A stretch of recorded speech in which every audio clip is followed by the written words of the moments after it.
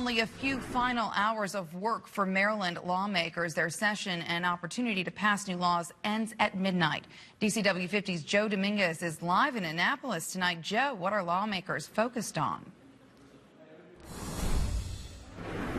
Well, there are a lot of issues to focus on in these last 2 hours before the end of another session. A lot of work being done behind me in the House chamber and across the hallway in the Senate chamber. There's even some work being done in the State House caucus room right now as that deadline ticks near. Two of the big issues that we've seen today involve money and guns.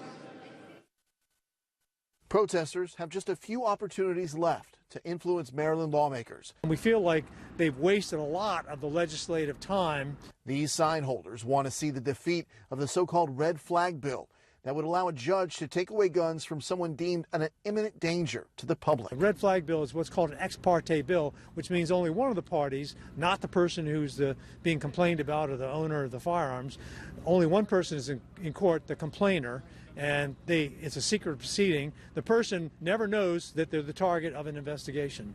They don't get their day in court to say their piece. They do eventually, if they wish. However, everything that happens before they get their day in court. It turns American justice upside down. Governor Larry Hogan is celebrating a few victories on the final day of action at the Maryland State House, including the passage of a spending bill that earmarks $167 million for metro improvements and operation costs. Everyone, please stand. Another measure would create an $8.5 billion tax incentive package in order to lure Amazon to build its second headquarters in Montgomery County. The Maryland medical marijuana industry seems as if it will grow and diversify.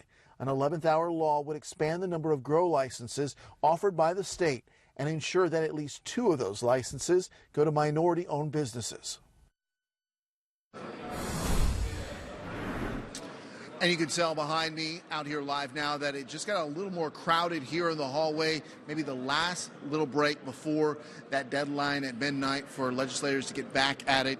One more thing that just passed recently, some measures to require domestic violence perpetrators to turn over their guns and show proof of that within 2 days. If that is signed by the governor, that would become law in Maryland. There will be a lot of new laws to sort out over the next few days and to tell you about. We're live at the State House in Maryland. Joe Dominguez, DCW 50 News at 10.